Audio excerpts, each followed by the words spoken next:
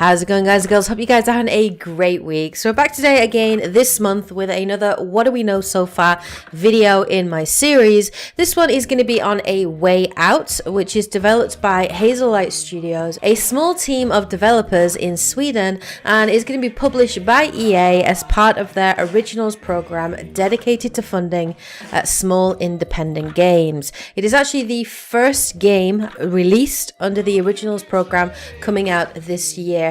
The game cost $3.7 million to make, and development actually began back in 2014.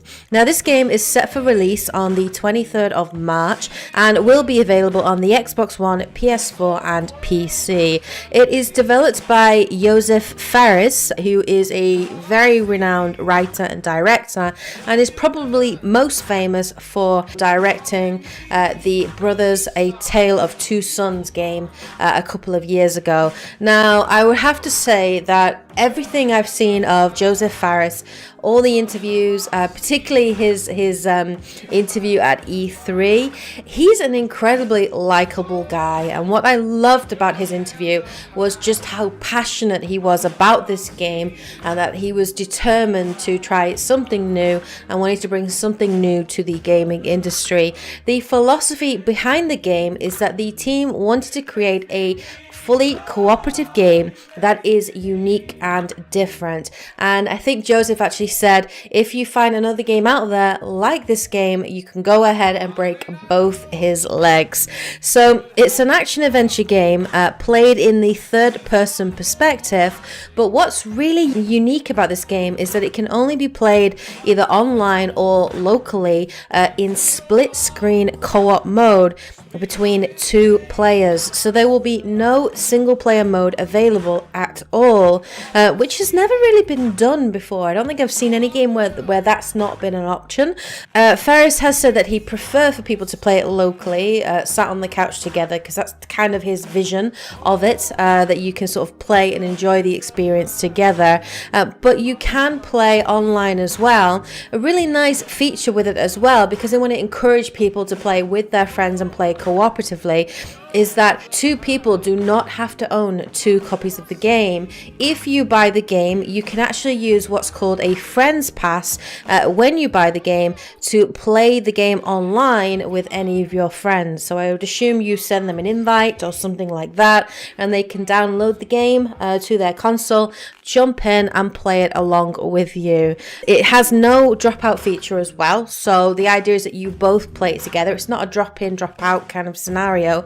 So you have to have two players on at the same time, and if one of you leaves, then the story will stop, it's game over, or you'll save and sort of continue on later.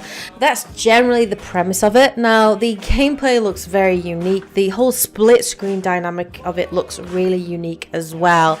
The setting of the game, it's set in the early 1970s, and players will control Leo and Vincent, who are two convicted prisoners who have to work together to break out of prison and go on the run from authorities. We do know that Vincent has a bit of a background, and that his story is kind of one for revenge, which we sort of see in the sort of story trailers that we have seen, and Leo kind of tags along with him as well. Now, at the beginning of the game, both these characters don't really know too much about each other, but obviously as the story progresses, they become closer, they find out more about each other's backgrounds, family and motivations, and it promises to be an incredibly emotional journey for the both of them. Now, you might think that this is a purely prison break game. Actually, Ferris has said it isn't. The prison section of the game only accounts for about 2 hours of the overall length of the game, and actually the majority of the game is telling the story after they break out, when they're going on the run from authorities, and obviously telling their story and obviously ultimately what's going to happen with Vincent and his quest for vengeance. Now, the most interesting thing with this game is the gameplay and the cinematography. So you both will basically play at the same time, and you have to cooperate with your teammate to progress further through the story. The really interesting thing with it, though, is that as you're playing, what is happening for both protagonists, Leo and Vincent, actually occurs simultaneously. And you, even if you're playing it online, you see it purely split screen. What that basically means is in some segments of the gameplay, one character could be watching a cutscene while the other one is controlling their character in a gameplay segment. Sometimes you can even walk into someone else's cutscene, which for me is just absolutely incredible.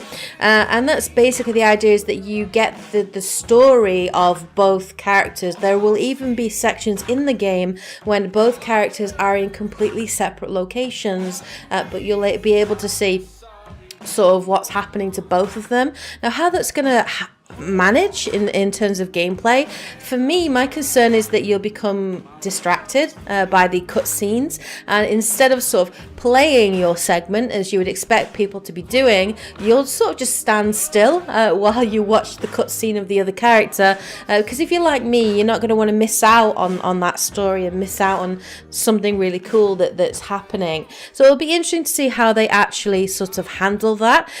What's really interesting though is the cooperative play and the sort of different gameplay elements. Now, Joseph Fares has said that he wants to introduce lots of varied types of gameplay. So there will be stealth segments, there will be action sequences, there will be car chases, there'll be sort of quick time, I assume quick time events or set pieces, that kind of thing, very sort of Uncharted style, and it will be completely varied. Now, different scenarios also have multiple possible outcomes and multiple possible ways of approaching them, so you can work together and discuss the way in which you each want to approach a particular situation. So for example, one of you might distract a guard while the other one might escape, or you might choose to sabotage a particular area but do it in very different ways, and this all lends itself to a lot of replay value for the game.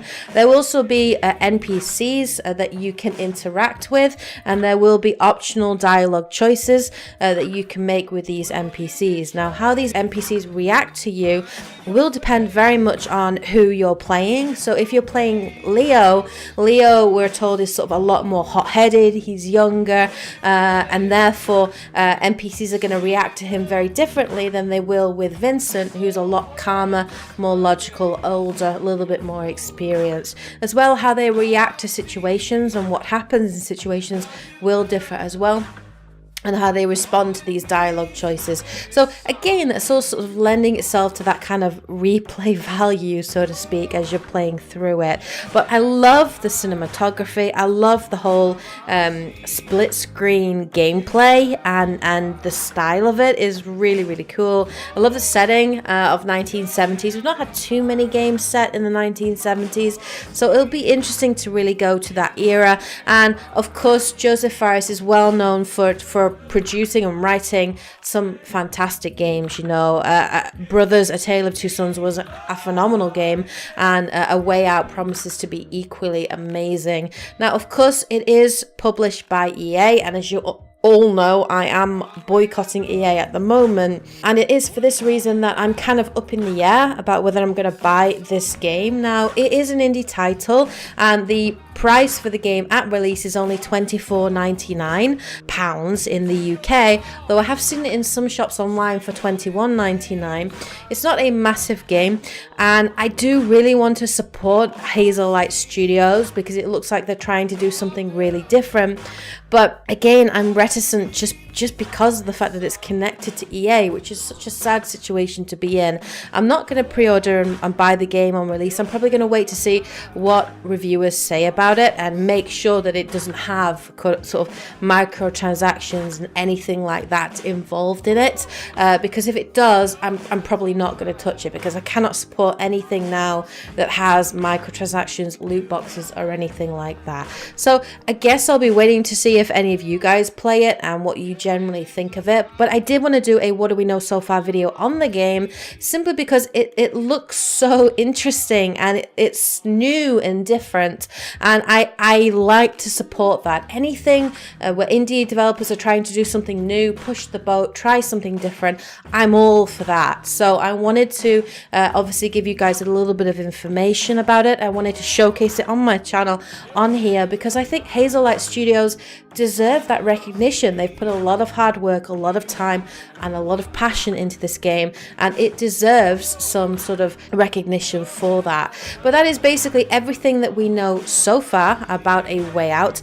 Let me know what you guys think of this in the comment section below. Will you be picking this game up in March? Will you be playing it? Let me know in the comment section below what your thoughts are on it, and I'd love to hear your thoughts and opinions. But anyway, I'll be back again next month with another what do we know so far video on, probably going to focus next month on a God of War, so please look forward to that. But anyway, if you enjoyed this video and found it interesting or informative, please hit the like button as always to show your support. If it's the first time that you've tuned into my channel today and you like what you saw and you'd like to stay tuned to see more, please hit the subscribe button to show your support in that way. Anyway, hope you guys are having a great week. Take care, and as always, happy gaming. Bye guys.